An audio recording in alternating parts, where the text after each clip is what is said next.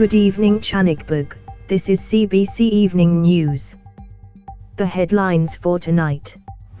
BLO and the coalition meet in Hevlen for ceasefire talks, the conditions that the BLO agreed with, more on that later.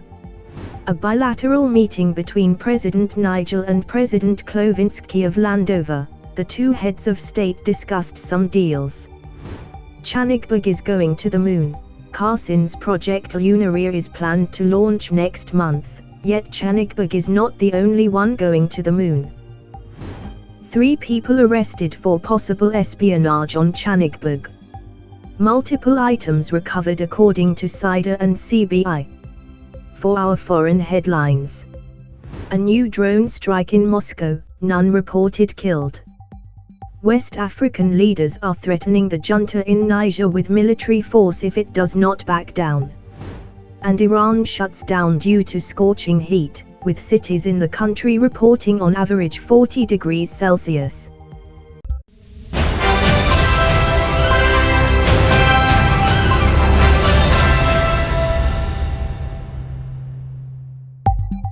Ceasefire talks have been agreed upon by the coalition forces and the Bismarten Liberation Organization.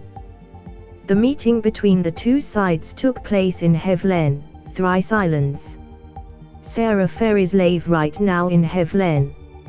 Sarah, how was the meeting between the two sides?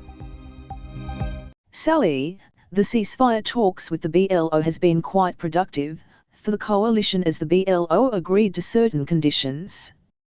Those conditions include allowing civilians to evacuate, avoiding targeting civilians as well as allowing humanitarian agencies to deliver aid to BLO-occupied territories. Yet the BLO does not agree to an unconditional surrender. Sarah, did the BLO representatives say why they won't surrender? Sally, the representatives did not say why, yet most of the coalition officials suspect that the BLO does not want to surrender, because the organization still has leverage against the coalition, those being civilians still residing in BLO-held territory, with some of the coalition even being suspicious whether the BLO will honour its agreements. President Nigel also gave his remarks about the ongoing war. The Bismarten Liberation Organization should reconsider its options as this war will only go one way for them. That is with hands up and weapons seized and behind bars. I urge the citizens of Bismarta to cooperate with the Bismarten government and to not join or fraternize with individuals affiliated with the BLO. Critics from Channikbug and Bismarta alike commented that the president's statement was provocative and unnecessary and would most likely only infuriate the BLO further during the ceasefire talks. Sally. Live from Hevlen, thank you Sarah. President Nigel and Landovian President Klovinsky met in Marlintonet for a bilateral meeting. The two heads of state discussed military donations to Landover as well as more economic agreements and deals between both nations. We have Alice Henchman for that story. Landovian President Klovinsky and President Nigel discussed military donations deals, joint economic ventures and other Atanian-led initiatives. For the military donations, the Channig president vowed to donate a dozen AV-8 Harrier fighter jets to the Landovian Air Force. The discussion between the two presidents also revealed that the maintenance of most of the Landovian armed forces, especially to their aircrafts, will be done by Channig and Welling specialists and military personnel. On the economic and civilian fronts, deals ranging from allowing Channig companies to purchase more business space in Landova's growing urban areas, increased exchange of academics and commercial trade between the two countries, and with the most important deal discussed, the stationing of permanent Channig and Welling military assets on and around the island nation. This is a delicate matter as Channikbug and her allies are always making sure that Kovora is contained. The strategy of the Channig government seems to be similar to what the United States does in the South China Sea, where the country builds bases in the territories of its allies as a deterrent against China, but in Channikbug's case, against Kovora. Alice Henchman, Marlintonet, CBC News. In the wake of increasing space exploration, Carson will be sending a probe to the moon. Wellington and Kovra are also planning to send their own probes to the moon. We have Peter Henshaw on that story. It's one small step for man.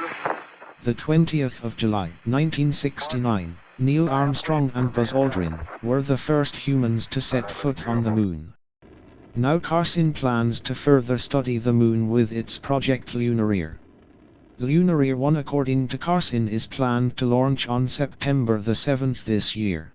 Lunareer 1 has a few instruments. Some will measure the depth and composition of the lunar crust. Another instrument will be checking the content of the lunar regolith, or lunar dirt. The last instrument is used to monitor space weather. Overall, Lunareer 1 will be CARCEN's most ambitious project. The Welling Space Agency has also announced their intentions to launch their own spacecraft to the moon. President Montrezl commented that, quote, "The exploration of the moon is in the vested interest of not only other countries, but also of Aten." Kovra has come out with their Tarvik program. The program is intended to also launch spacefaring crafts to the lunar surface. With the three main space programs intended to land crafts on the moon, some are calling it the Atenian space race. However, other Atenian leaders and citizens alike are worried that the three nations are treating space as another battlefield. Chanigberg has denied such claims of space militarization. Kovra has also denied such allegations and has said that, "Our missions in space are for covering scientific discovery, and are not for military purposes." Furthermore, Wellington has not commented yet has been giving signs of denying the militarization claims, with the Cambridge University foreign relations expert saying, Wellington has recently not included the Welling Air Forces in press conferences with the Welling Space Agency. Peter Henshaw, Cambridge, CBC News. This just in. A bomb threat has been received in the city of Bryanston. According to local authorities, the area around the suspicious box has been cordoned off from civilians. The local police department's bomb squad will also proceed to attempt to inspect the box in just a few moments, as said by the chief of police in Bryanston City. We will follow further developments as the story unfolds. 3 people have been arrested in a motel in Lolvin City. The 2 men and 1 woman are suspected spies for Kovra. The Chanig Bureau of Investigation and Chanig Intelligence and Defense Agency have commented that the 3 individuals were under surveillance for months. The motel room of the trio also contained items such as laptops, cell phones and 2 pistols. A suitcase was also found in the room, which contains more than $200,000 of cash. The Kovran and Chanig governments have not yet commented on the arrests. The weather in Chanigberg is mostly 19 degrees, with little chance of rain tomorrow. Expect that tomorrow will be sunny yet cloudy.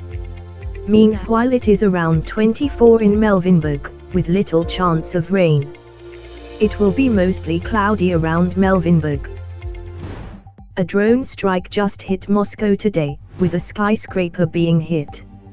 Russian authorities claimed that the drone attack on the skyscraper is already the 2nd time in the span of 2 days. With increasing drone strikes in Moscow, the Russian media has reported 120 suspected drone attacks just this year that occurred in Russia and in its occupied territories in Ukraine. The Kremlin also accuses Ukraine of attempting to assassinate President Putin during a drone attack in Moscow during May 3 in his residence. David Sanshoty, an editor for the Aviationist blog, said that, even though Ukraine has not yet confirmed that it had direct involvement with the drone attacks in Moscow, it nevertheless proves that Ukraine has the capability to launch preemptive strikes against Russia. With the recent coup in Niger, leaders in West Africa threatened the proponents of the coup with military intervention. the West African leaders gave the junta 7 days to reinstate the currently captive President Mohamed Bazoum to his position. ECOWAS, a bloc of West African nations, has said that it does not tolerate coups and would, quote, take all measures necessary to restore constitutional order. Concerns are also rising due to worries that the junta in Niger might align themselves closer to Russia, since Burkina Faso and Mali have done so after their own coups. Iran shuts down as the heat in the country has reached extreme levels, with some cities experiencing as high as 40 degrees Celsius, and the city of Ahvaz reaching 50 degrees.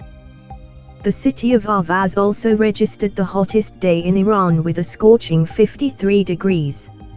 On July the 4th, the highest global average temperature was recorded, which was 17.18 degrees. At first it does not seem like a big number, yet multiple wildfires have already engulfed and are engulfing other areas around the world. Those are the latest headlines for tonight. On behalf of Michael Howell, I am Sally Gwandon. We are here to give news and information, to amuse, and to help the nation. This is CBC Evening News. Have a wonderful evening.